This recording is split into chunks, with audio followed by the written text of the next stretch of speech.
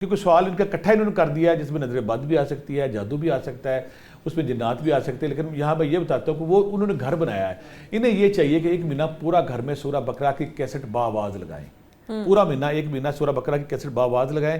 اگر باآواز نہیں لگا سکتے تو سورہ بقرہ کی آخری 2 آیات باآواز اٹھتے پھرتے چلتے پھرتے پڑھتے رہیں. یہ بھی نہیں کر سکتے تو چھوٹا سا کام ہے، گھر کے کسی جگہ پہ کھڑے ہو کے کسی ڈرائنگ روم میں باآواز 11 بار آیت الکرسی پڑھ کے سامنے، پھر دائیں پھر بائیں پھر پیچھے پھونک ماریں.